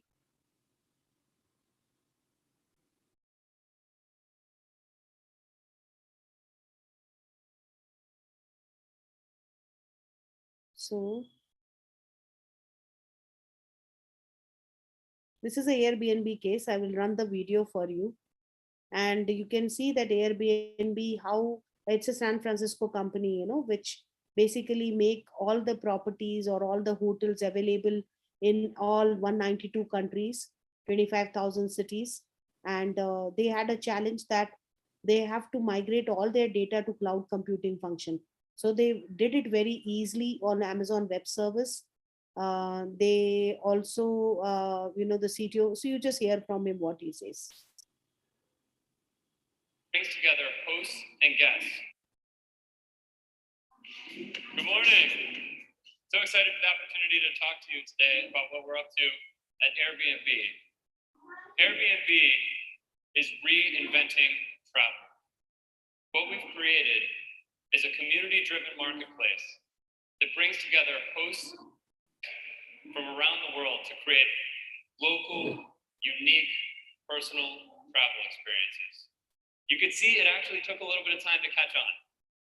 It actually took us 4 years to get to our first 4 million guests on Airbnb. You think it's like a supply and demand problem, right? Like you have to have enough supply to get the demand and vice versa. So we really had to build it up. But once the engine started running, it started going very fast. Since the beginning of this year, we've added 5 million more users to that number for a total of 9 million people who have stayed on Airbnb. And this is showing no signs of slowing down anytime soon. On any given night, 150,000 people are hosted on Airbnbs around the world. I'm sure you can imagine that we've had to deal with some infrastructure scaling problems. And that's where AWS comes in. AWS has been our platform from day one. Literally the first servers that ran Airbnb.com were EC2 instances back in the day. Today, we use a wide range of AWS technologies. EC2 and S3, of course. We're all So students, just look at the screen and see. These are the, there are actually more than 360, services which is available on, AWS. You can see here EC2, which is widely used, the Elastic Cloud, which have servers for you to store your data, which can look after your traffic. You can host a e-commerce full-fledged site on that. Hadoop, you all know, big data, data management, and RDS, relation database management system. Then for storage, S3. Then all these metadata, Elastic Cache, and a route F53. So these are the service which Airbnb has used from AWS. So you can choose any. You need to know about all these things. For that, what you can do is you can learn on your own that what is EC2, what is RDS. For that, you have to create an account. And every day you spend some time, or maybe every week you spend time and learn what AWS, every service is offering you. Also one of the early customers of RDS, Elasticache, Route 53, Redshift, which isn't even up there. Pretty much anytime we can use an AWS service to solve a problem, we will, so that we don't have to solve that problem ourselves. I mentioned we were one of the first customers of RDS. Today, we have over 2 billion rows stored in RDS. Looking at EC2, back in 2010, we only had 24 EC2 instances back then. Today, that's up over 1,000 and growing all the time. Photos are extremely important to us. High quality photos of a listing can be the difference between it ever getting a booking or not. So what he said here is that they have to store a huge amount of photo. What photo he is talking about? Let me tell you, students, Airbnb doesn't own any hotel, just like Uber. Their business model is very disruptive. Their model is such, Airbnb means bread and breakfast. So what they do is, they basically, anybody who has a house, who has a property, can list their property on rent on Airbnb for 1 day, 2 day, 1 month, 2 months, 3 months. For example, you have a house in Goa and it is vacant. Now, if somebody wants to go to Goa, they have only option to stay in the hotel, which is very expensive. But what if a big family is coming? They have to pay for 2-3 rooms and all those. Suppose if the family want to rent a house only for 2 days, 3 days, 4 days, 5 days. So what Airbnb does, it doesn't buy a property.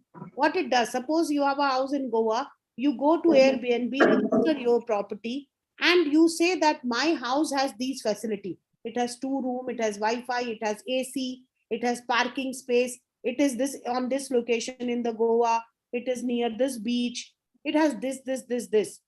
And what Airbnb do is they don't publish your information.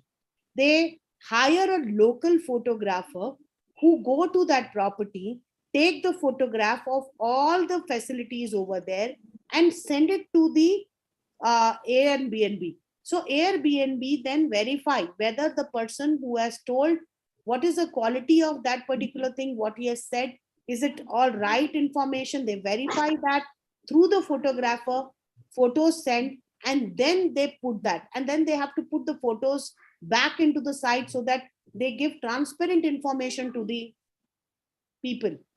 So what they do is they give information to the people. So they have to store these photos, which is coming from thousand and thousand of properties registering every minute in the Airbnb by different people.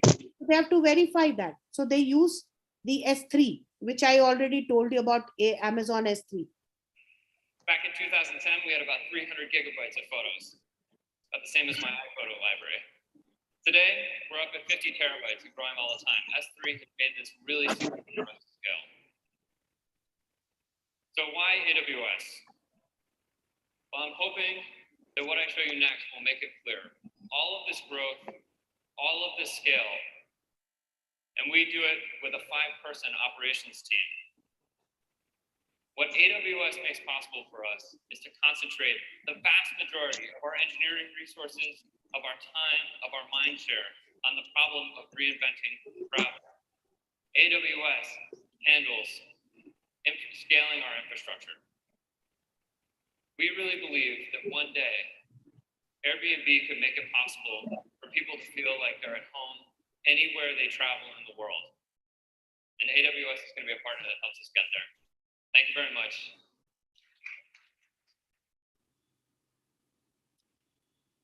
So this is a site from where I'm taking all these, things. I'm going to show you more example.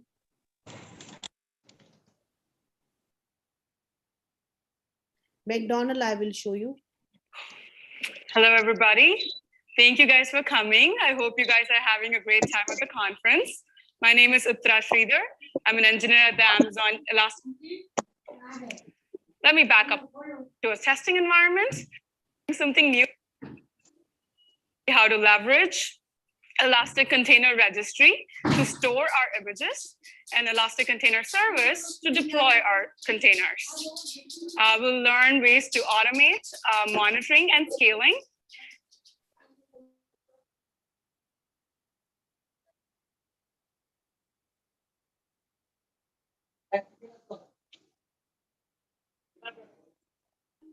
Just a minute, I'll just show you the McDonald one.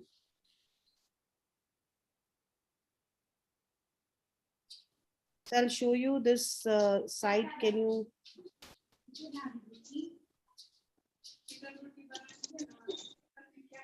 you all see the site? Can anybody tell me? Yes. Can you see this? So you can see Yes, ma'am.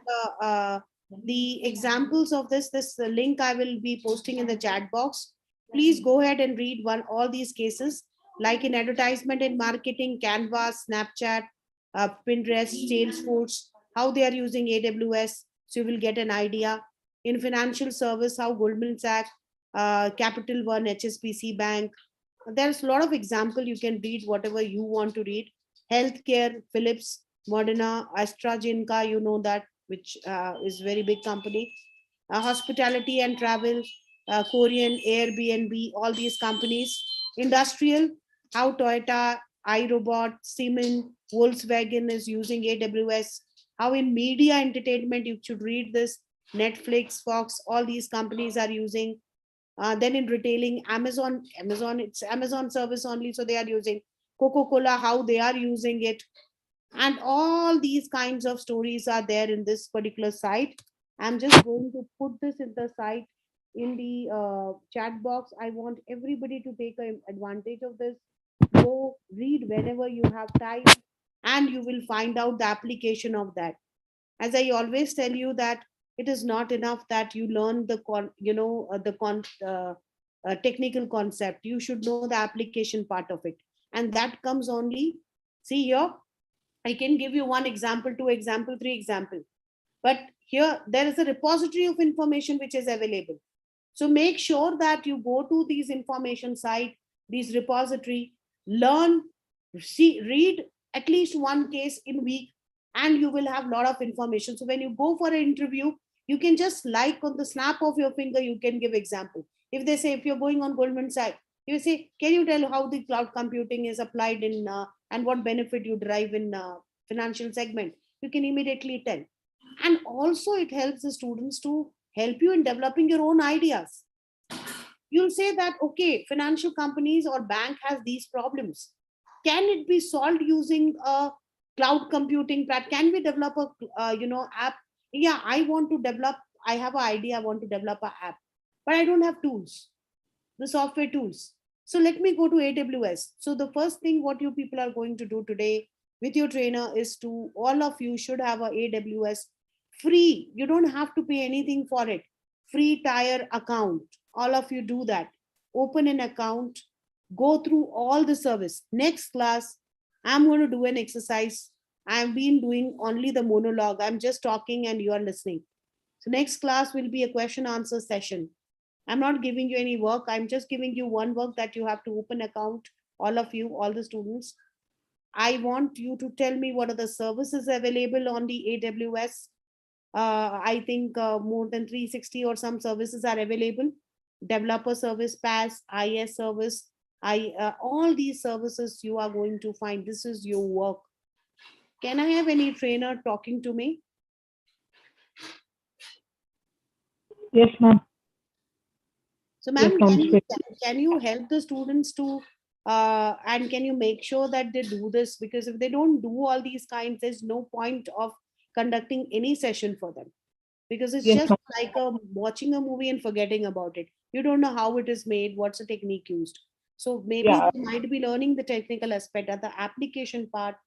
Yes, Few ma'am. things only we can tell here, but let them go through these resource material. They have to Yes, go ma'am. through these additional, Yeah. resources and learn at least if whatever interest they have. I'm not saying they should go to all the industry. If they're interested in pharmaceutical, let them take 1 case and understand how it is used.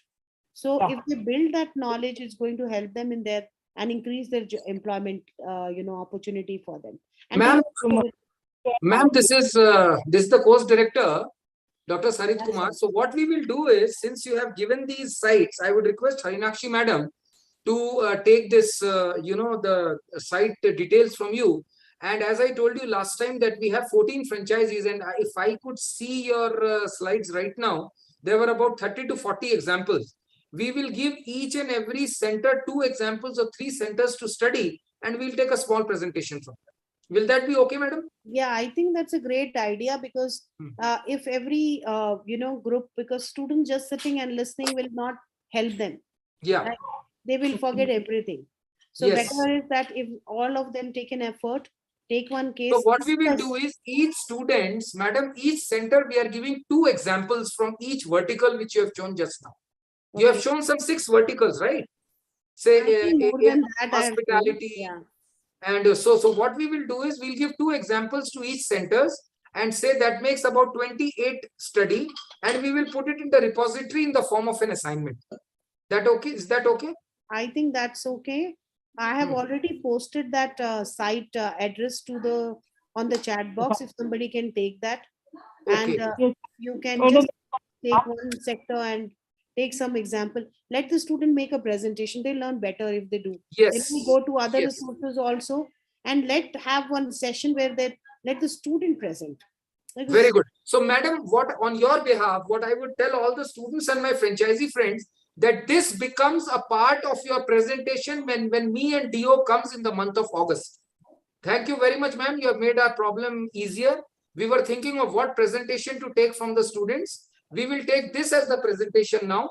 Each franchisee, 2 examples, each center 14. That makes 28 examples. We will see these presentations. Yes, ma'am, you can carry on. You can carry on. Okay, I think from my side, it is done. If there is any question, I can take up. Yes. I can keep on going on. It's not a problem. But then the problem is that they should get the concept, right? They should learn on their own to understand better.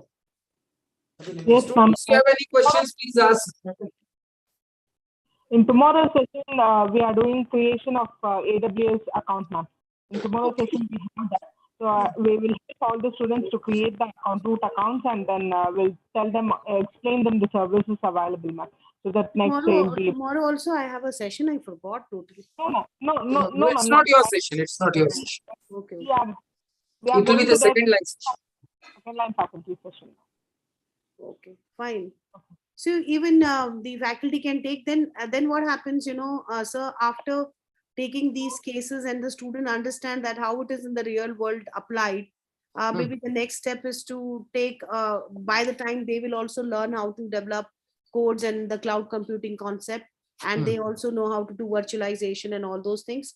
By that time, then we can ask them to learn few sessions. We can ask somebody to take some session on Lambda and let them develop one app or something like that. We can go to that particular stage also if the students are interested. If they say that really we want to develop one app and this is our idea, then it's not limited to only Python and all those machine learning. They'll do different thing. But if they want to develop an app, let's say customer service or whatever it is, we can go ahead and use these tools are available. You people can buy a premium account of AWS. It doesn't cost much. I think you may have it, and then we can use these platform as services to give that tools to the students to develop apps. Students, are you listening? Yes, sir. Yes, So sir. please. Yes, So sir. your assignment from this session is, please go through those 28 projects which madam has shown. If you want to make a project synopsis out of it, I leave it to you. Make project synopsis as I had discussed prior to her session. Please make it. If not, you please go through this and give your presentation when we are there in your centers. Is it clear? Franchisee heads, are you clear? Yes, sir. Yes, sir. And is my second line also there? Yes, Is my second line also there? Yes, sir. Yes, sir. So please, my second line also, please tell the third line and the fourth line to start working on these projects. And so that when we visit, we want to see these 28 into 14 franchises, which is coming to roughly about 2 per franchisee. So please take this as a second assignment. First assignment, madam has already given you. Zarvis, if I'm not mistaken, I hope everybody is working. Harinakshi has already sent you. Franchises, please send it to all the students. All the second line, it has been sent to you. Please see that this thing get developed. Any questions you can ask, madam. And also these case studies are, every aspect is like, I will just share one thing with you. I forgot to tell you that. Example, if you can see the screen over here, and if I go to any of these case studies, so let's say if I'm going to any of these case studies, all these case studies, when you go, it has a separate page. It tells you that with videos, okay? Like for example, what are the security compliances? What features of AWS they have used in this? What's the continuous innovation? And with everything, they may have a video also with that, where the video is explaining that how it is basically done, how all these kinds of system is developed. Like for example, this is a Siemens. So please go ahead and learn this.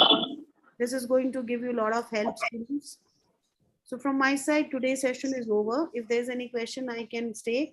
Otherwise, if you give me permission, I'll leave.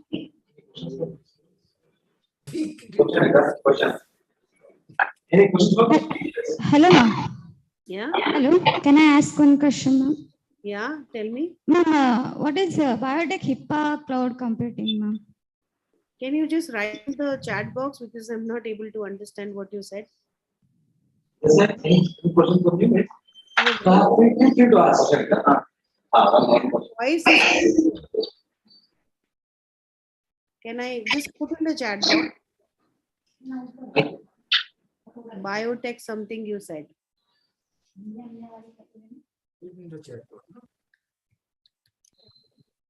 Chat box is not Put it in the chat box, please. You understand or not? They understand. Understand. That's good. Then. 15 days they start understanding. In the chat box. Biotech, HIPAA, cloud computing. HIPAA. Is it HIPAA or HIBA?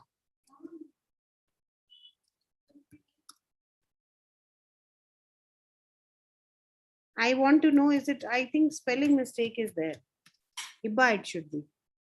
HIPAA, HIPPA. Is it from AWS? I don't think it's an AWS.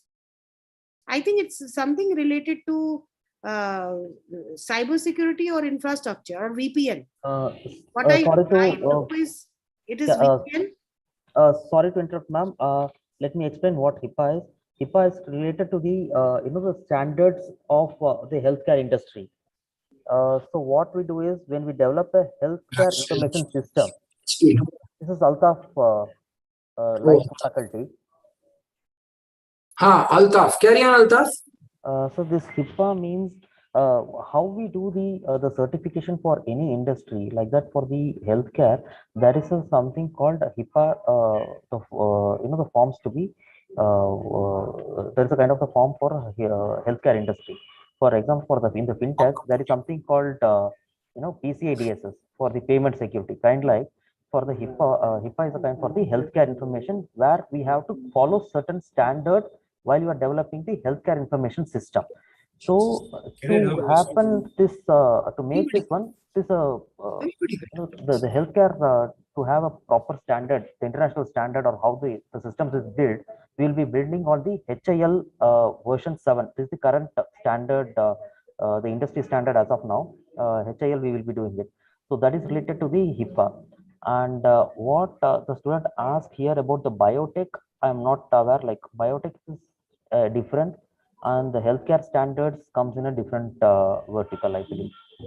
Okay, I think I read somewhere about IBM HIPAA regulation. Yes, That's HIPAA regulations, correct.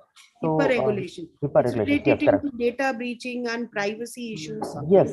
When you put the data, the patient's data or the the healthcare data, so there are certain formats which you have to follow the industry procedure, and you have to adhere to that one. For example, my patient data or my health data cannot be hosted out of the country, like how the the financial data cannot reside outside of the country. Like where a resident healthcare data cannot be put it in other region. For example, if we develop a system and we host it in Frankfurt region servers of any Indian hospital or Indian dispensary or the pharmacy data, those can't be hosted in the outside India region. So that should be centralized. So all this is one of the example I'm telling for the HIPAA regulation. If you are following the HIPAA regulation and building an application or a software for the health information system, so you have to follow the HIPAA procedures or the standard protocol. So this is all an overview of HIPAA. Yeah, that's what even what I heard. I actually have a very limited knowledge on that because I had sometime I heard about IBM doing something with HIPAA regulation on data privacy on healthcare records. Yes, and yes, data exactly. Healthcare record. Yeah. Healthcare record. Okay. I also found while you were speaking on this, I will share if the students can go to that particular, that's also a case study by, I'll just show you. Just give me a few seconds.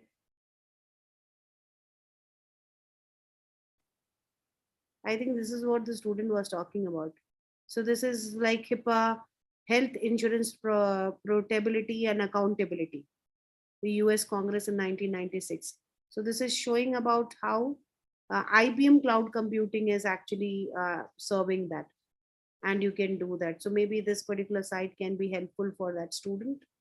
I try to gain some knowledge on this because I have very less knowledge on this. So next question, let me see. Hi, ma'am. There is a question as Amazon is a private company. Is using Amazon completely safe? What happens if Amazon uses the company's private data? Okay.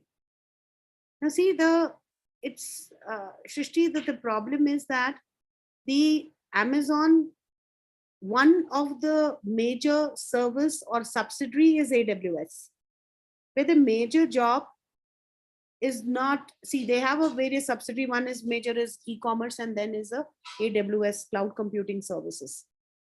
And mostly it happens that they get a lot of business from their even competitors also. Like Flipkart also hired during the time of Big Billion Day, or what that the sale which they do, the AWS servers or the load balancers. So what happens basically, if they are in the business of storing and providing platform for developing application or storing, especially storing data and security, why will they break the trust of the particular client? If they break the trust, they will be out of the business. So they don't do this. And the secondly is the space which is provided have an authorized access, will not have an unauthorized access, even if it is a Amazon employee. So maybe some administrator may have access, but not all. So this access is limited about these. Amazon employee cannot modify those data. Like in a bank, when you call a bank, they cannot modify your data. You have to go to a bank, and sometimes the bank say you only go to the net banking and modify. So that right and control is there. So they see that who can authorize, who can see the data, who can modify the data. All that control is there. So Amazon is not going to lose their services on this. Let me see the other question. Somebody has written, and what happened to all the data stored in AWS? Something happened to Amazon server where everything is actually physically destroyed like Twin Tower. A very interesting question. Amazon have a distributed database system. Centralized is also there, but distributed database system. And the data, the way, that's the reason, for understanding cloud computing or cloud data storage, you need to have an understanding of RDBMS also, Relation Database Management System, where the data is actually distributed and stored in different servers. When these servers, what happens in the cloud computing, physically wherever the server is located, if it is destroyed, the backup of the data will be available. So what company does? They will have their own server to store their data, and they will keep a backup in the third party in some other location. Floating clouds, all those terms are there which you can use. Okay. Now, then somebody has asked me a question, difference between cloud computing and fog computing. Okay. So normally when we talk about cloud computing, difference is that the cloud is a centralized system, where fog is a distributed decentralized system. How do I tell you? The fog is actually an intermediary between a hardware and a remote server. For example, just like a VPN, or maybe what you can do is you can have a proxy server kind of thing. So when you don't want anybody to directly access you, at that time you have a fog computing thing, which fog the identity of that client or maybe the customer. So like in VPN, you can access any restricted sites, and you can bypass, or in a proxy server your IP address is masked. Similarly, fog computing basically do that, and it is more about distributed database. That means your data servers are basically present in many locations. It is distributed. And centralized means that you have a data center in one location, and you keep your data all in one particular centralized location, so that everybody can access. For better security, you normally go for the centralized database. So this is what it is. And also the cloud computing is basically a model of delivery on demand. That means whatever you need, you take it. Whereas the cloud computing is a decentralized infrastructure, where if you have booked something, you have to use. right? The service is on not on pay as you go or on demand services. So that is one thing which I understand about fog computing and the cloud computing. Almost same, but few slight differences there. Anybody else?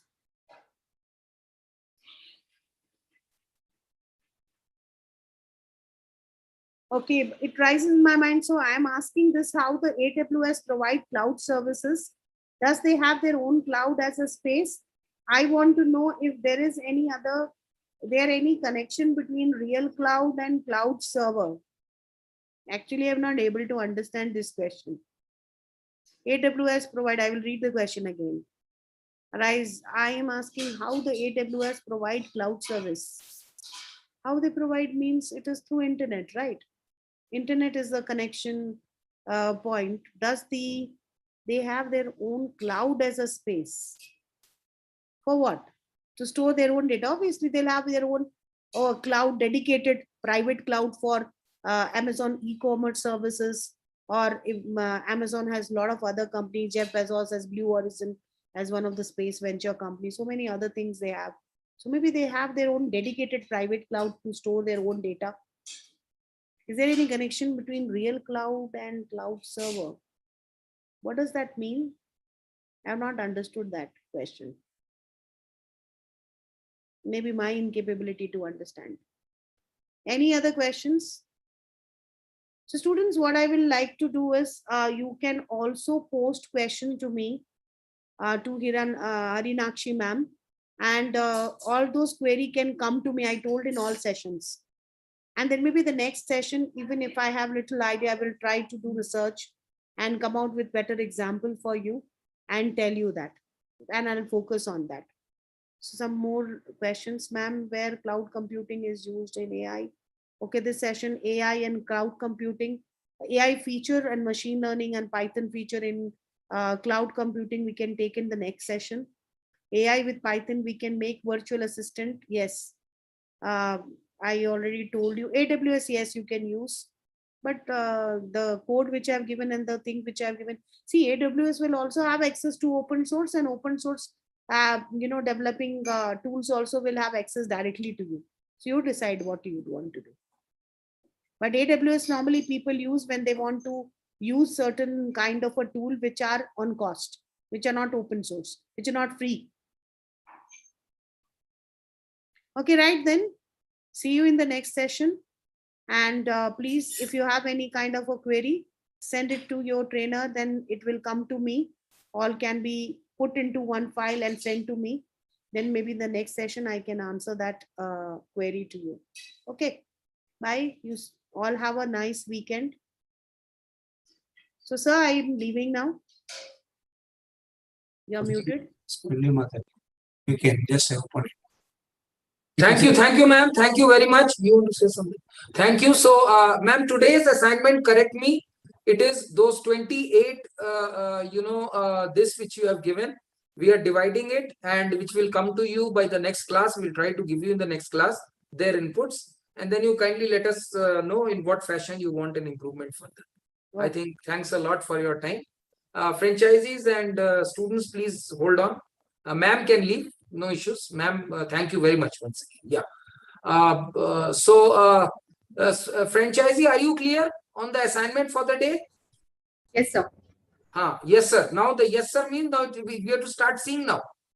Okay, because I think right now what I feel is we are sitting on about 12 to 14 assignments till now. But my team can see that not a single has come back as an answer. So I think 15 days is what was the cooling off period which I gave you. 15 days was a cool off period. That period is over now. Start writing assignments. By the end of this month, Harinakshi ma'am will give me second line and experts are giving assignments. So all those assignments have to be written. The one major assignment which we have given a project DPR, which is a project synopsis has to be made by the end of this month. And today you have already got an assignment wherein you have to analyze all the cloud computing, whatever case studies are there. 28 case studies were there, divided into 2 case study per franchisee case study. So I would request the second line, when you are all there in the field, to help with these case studies with the students. It will help you also. Third line and the fourth line. Please help students with these case studies and send the answer in an assignment mode back to head office. Okay, am I clear? By now, you should start writing assignments. I hope you are writing. Yes, no? Yes, sir. Now, center-wise, you can give it to your franchisee center heads. Franchisee center head will collate the data and send it to head office. So each 14 franchisees, by next week, I want the data sent to me.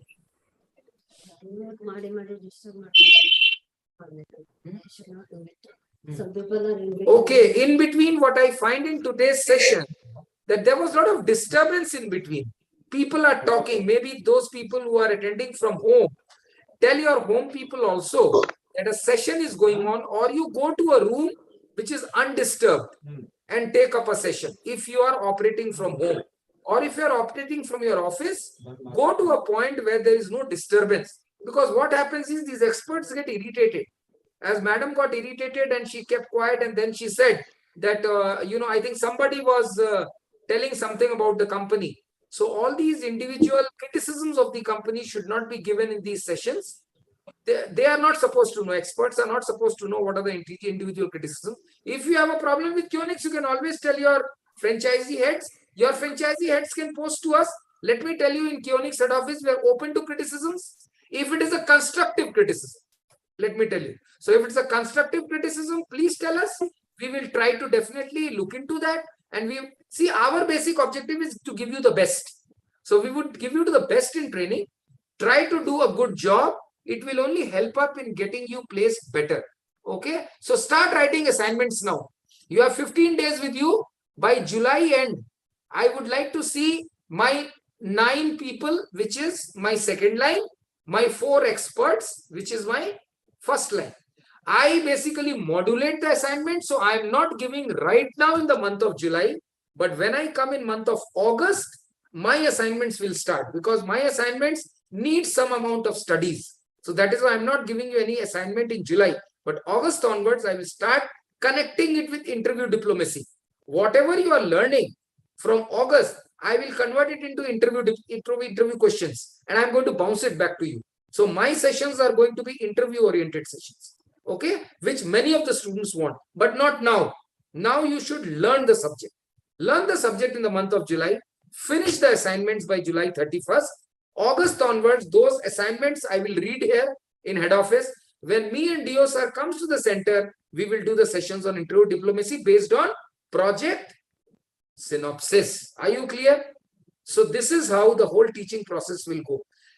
On 31st of July, if for example my 9 second line have given you 2 assignments, say 18 assignments plus 4 experts giving 8 assignments, that means I would like to have, based on these 26 assignments, how many you have given center wise.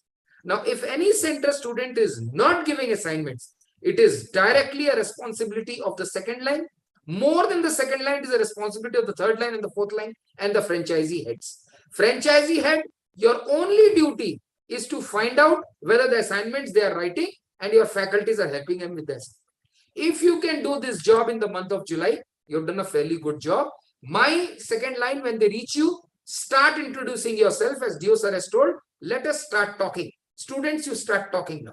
And once you write the assignment, maybe read the assignment in the class. Read that assignment in the class. If you are making a PPT, study the PPT and show the PPT in the class. That is how the whole assignment has to be followed. So 31st of July is your first evaluation, which will carry around 10 to 15 marks of your final evaluation. Similarly, August, your complete assignment will carry another 10 marks. Now, let me tell you, if you lose these 15 marks, it will be very difficult for you to get out of the remaining 70, 60. So below 60, you are anyway not getting any certification.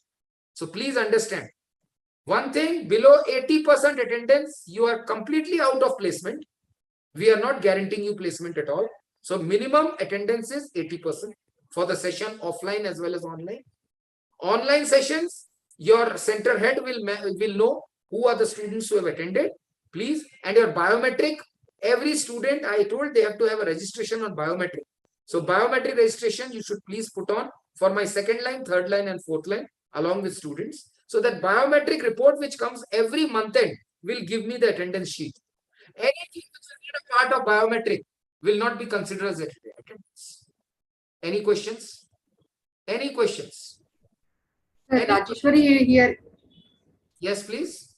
Sir, till now we have like 6 assignments given by the experts. No problem. Do 6 assignments. No problem. Whatever the experts have given, do it. Yes, and whatever your second line is given, please do it. Incidentally, yes, your second line will reach you every week, for 2 or 3 days. In case you have any questions, you can clarify from your second line. And let me tell you, if you are not understanding expert assignments, whenever they come for the next session, please clarify with them. Okay. They are very nice people. As I said, when you ask questions, they will not feel bad. They only feel bad when there is undue disturbance. Okay? So please maintain that discipline. Ask them questions. See, as many questions. What did madam say? Even if she doesn't know the answer, if you put it in the chat bot, if you put it in the chat box, send it to Harinakshi or send an email. Harinakshi will send to madam. Madam will come prepared and then give answer. She is not God, no? Or none of us are God, that we have all the answers. But we assure you that within the next 2 sessions, the answers will be given to you. And if you have not been answered, in the next session, please remind madam again or sir again that, sir, I had asked these questions. It has not yet been answered. That will show that you are taking interest in the subject. If you also keep quite good, madam has not answered, I also forget. Who is the loser? You are the loser. Madam is not loser or sir is not the loser. They are doing their plus jobs. You are the loser. So what I told today is to make best use of them. Since you have got this facility of IIT IIM resource, please make best use of them. And you are very lucky as a first batch. Let me tell you, we have promised you 40 hours. You are getting 160 hours from IIT IIM, which is unbelievable, which is not going to happen in the next batch. I'm telling you very frankly. You being the first batch, they are also taking active interest to train you. So make best use of it. I would request, please make best use of the experts and the second line which is available and make yourself placeable. Make yourself placement oriented. Okay. Thank you very much. Thank you very much for coming to the session today. Dear sir, you'd like to say something?